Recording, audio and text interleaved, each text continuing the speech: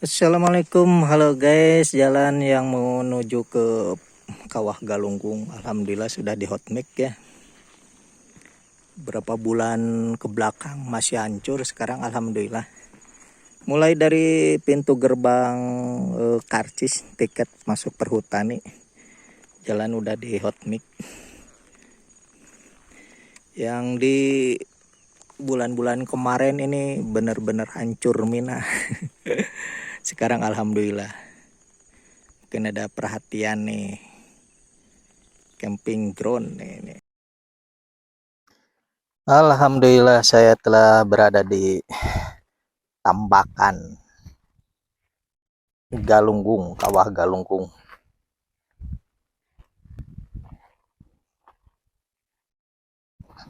Itu yang tangga kuning di depan. Nah, cuma barusan saya naik ojek karena ojek ke sini biar nggak jalan kaki. Kalau jalan kaki apalagi lagi puasa, walaupun cuaca mendung, alhamdulillah. Biar menghemat waktu juga, cepet naik.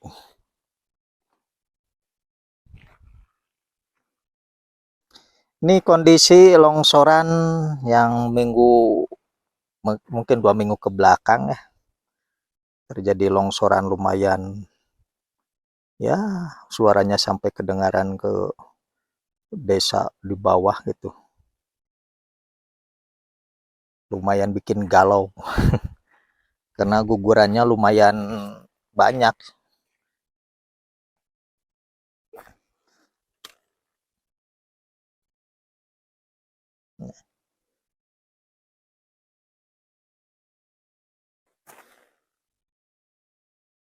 Mungkin titiknya kawah air terjun yang namanya Galunggung.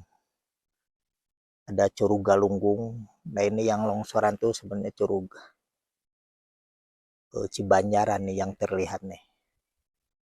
Jadi longsoran itu antara Curug Cibanjaran sama Curug Galunggung.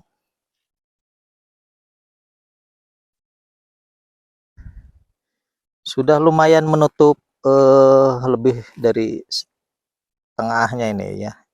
Yang kalau di sebelah kanannya nih, setengahnya dari air kawah. Ini udah menutup di bawahnya tempat keluarnya gelembung-gelembung gas dari kawah Galunggung, karena Galunggung termasuk gunung aktif nih. Kalau yang sebelah kirinya, tapi ini udah ada airnya keruh juga sih sebenarnya. Karena kalau air keruh tandanya dari bawah tuh udah ada pergerakan gitu. Tekanan dari bawah tuh berupa gas keluar gelembung, akhirnya menyebabkan lumpur dari bawah itu terangkat.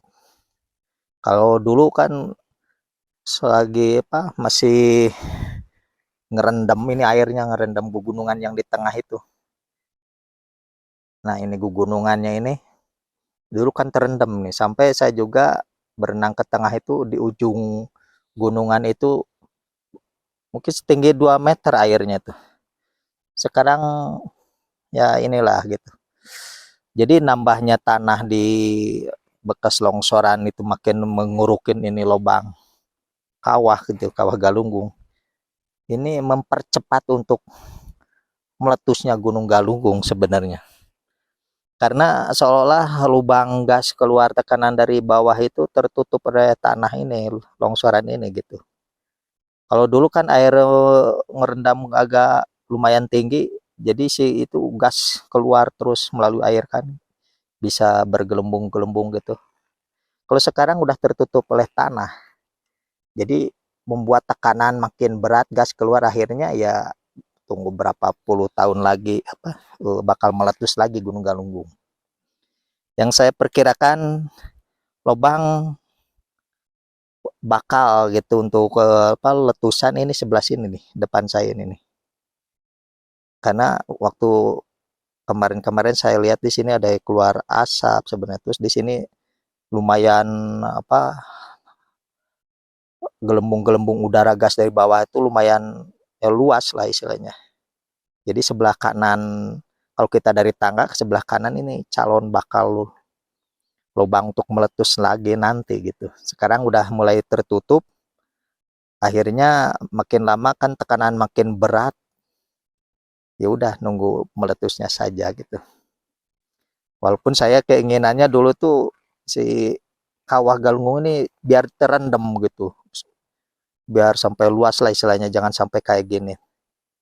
Tapi mungkin udah perjalanannya galunggung tuh puluhan tahun ke depan pasti bakal meletus lagi. Karena lubang gas yang dari bawah tekanan bumi makin kencang, makin keras, nggak bisa keluar ya langsung meletus sekaligus.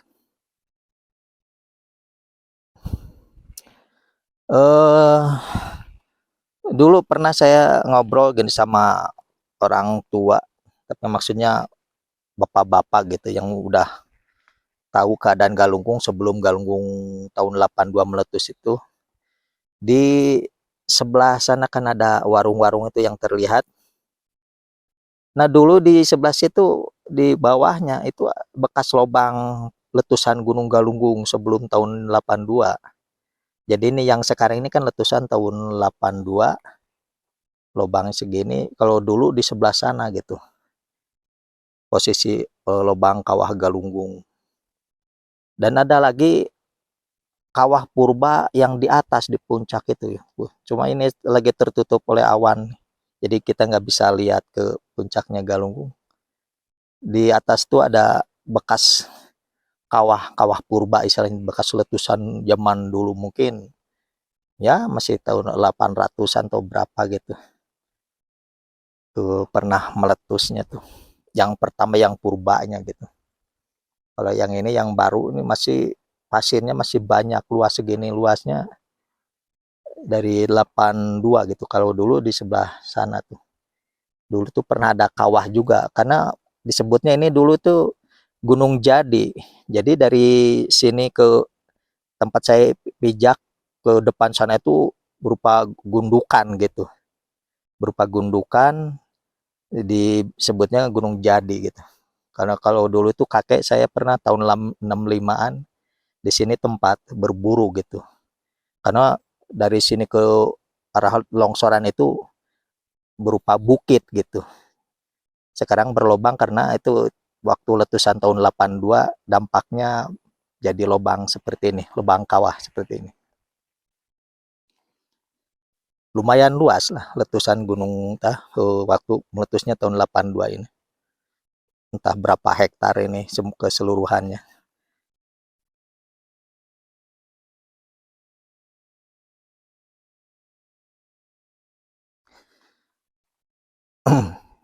Dan untuk kali ini saya akan menceritakan ya pengalaman juga lah, pengalaman rohani, dan membahas untuk meluruskan tentang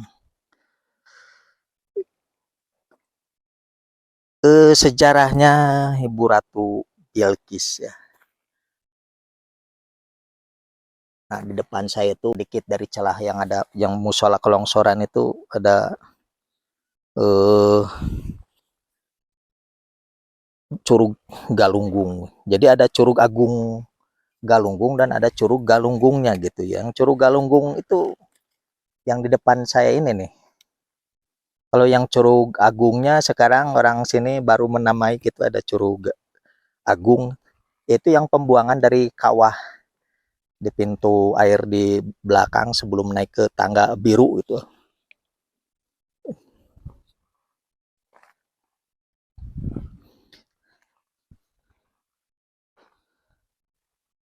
Nah untuk konten kali ini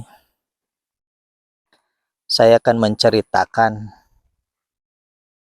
pertemuan saya dengan Ibu Ratu Bilqis, dan untuk meluruskan lah ya pemahaman tentang negeri Sabanya, antara versi negeri Saba memang yang di Nas Quran itu di surat ada surat As-Saba gitu ya, menceritakan bahwa ada negeri Saba yang tadinya negeri subur makmur, kemudian karena sudah apa istilahnya menentang Allah, akhirnya negeri itu dihancurkan dengan bencana musibah jebolnya bendungan gitu.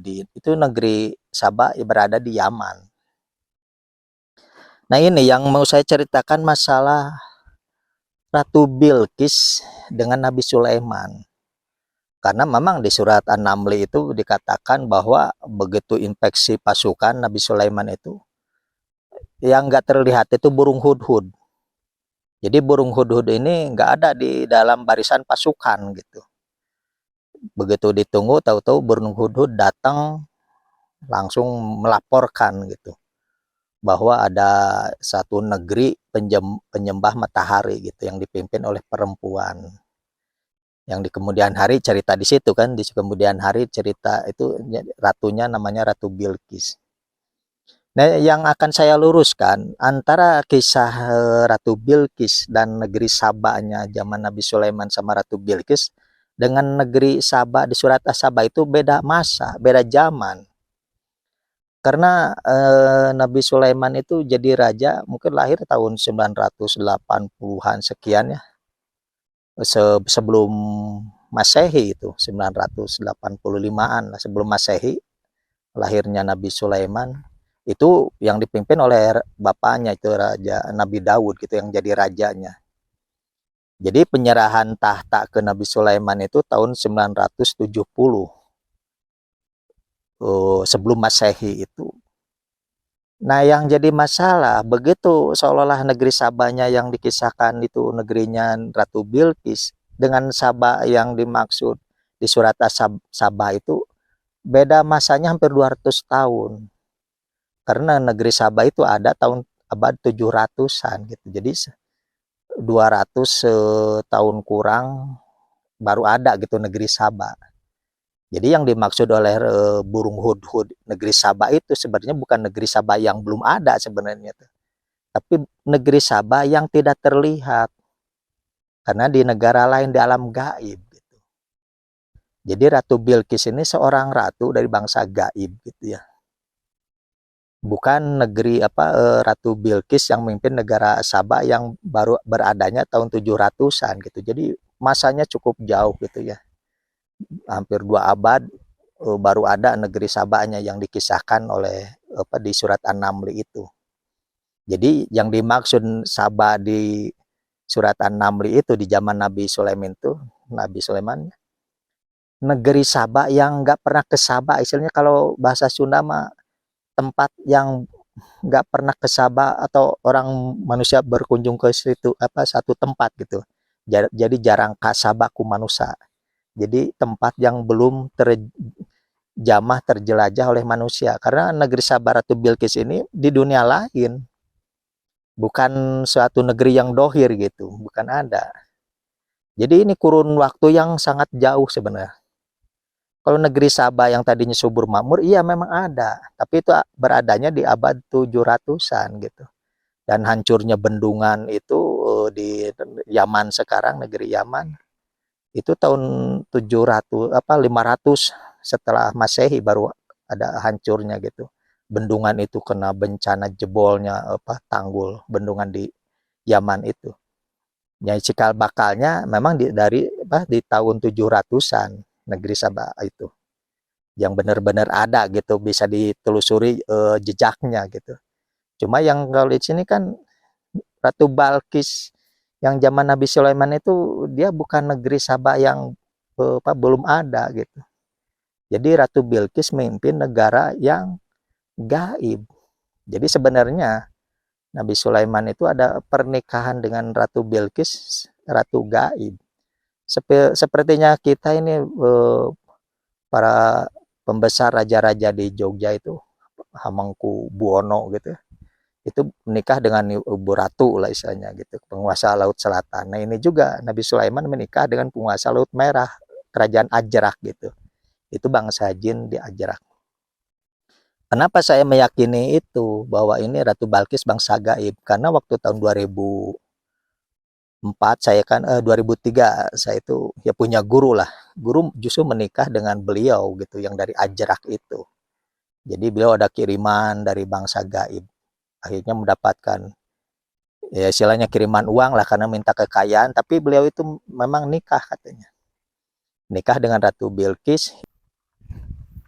Nah, di tahun 2004-nya saya ritual di tempat guru tersebut yang di Cianjur. Jadi saya bertemu dengan Ibu Ratu Bilqis, memang penguasa Ajrak gitu ya. Karena saya ritual di tempat guru itu selama 3 hari, 3 hari menuju 4 malam gitu, 4 hari gitu ya. Jadi 3 hari 1 malam saya ngeblank, mati geni di situ di tempat guru. Sampailah terbukanya hijab tirai menuju ke Ajrak gitu. Jadi bertemu dengan Ibu Ratu Bilqis gitu.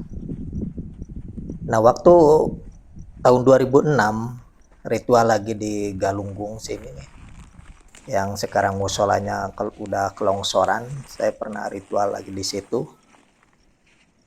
untuk menjalankan meminta hadiah dunia gitu. Jadi saya meminta uang perantara malaikat Jibril sebenarnya gitu ya, dia dalam aurodnya wiridnya itu. Cuma yang saya ambil tuh minta uang dari bank gaibnya Galunggung gitu. Tapi ternyata kita meminta ke penguasa yang diamanatkan di Galunggung itu, minta uang. Seolah saya itu harus unjukkan dulu, meminta istilahnya restu dulu ke penguasa yang global sedunianya gitu. Jadi penguasa di Galunggung ini masih nginduk ke Ajrak gitu. Kalau yang penguasa di Galunggung itu soalnya kan pemimpin raja se-Nusantara gitu. Nah, yang sedunianya ini yaitu Ratu Bilqis yang berada di Timur Tengah. Jadi saya unjukkan meminta istilahnya direstui lah, istilahnya minta ACC dari Ibu Ratu Bilqis itu gitu. Walaupun waktu pertemuan itu seolah-olah Ratu Bilqis itu melihat saya itu seolah-olah seperti orang yang kaget dan seperti yang ketakutan gitu. Akhirnya beliau itu ya meng-ACC lah istilahnya untuk mengeluarkan uang yang lumayan banyak sebenarnya di Bank Gaib Galunggung itu. Cuma masalahnya bukan istilahnya di Gaib itu nggak ada pabrik percetakan uang gitu, dalam jin itu nggak ada gitu.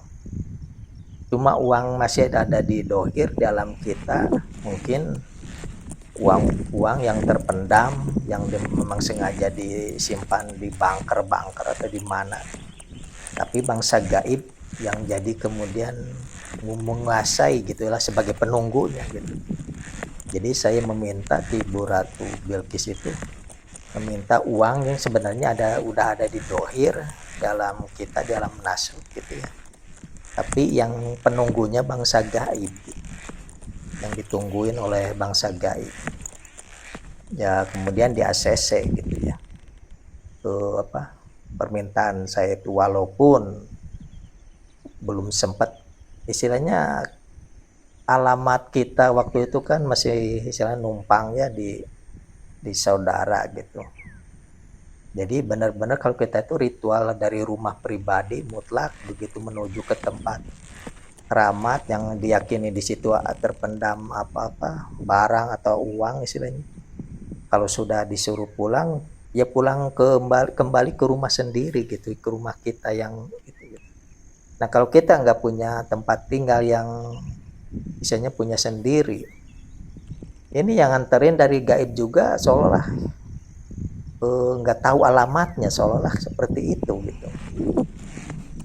Jadi sampai sekarang dari 2006 saya mengeluarkan ya lumayan banyak gitu ya, sampai mobilan sebenarnya, karena saya melihat gitu ya berapa toronton, kalau dipakai toronton gitu mungkin kalau ini puso ya 6 puso yang dikeluarin dari gudang gitu Bang Gaib di Galunggung gitu.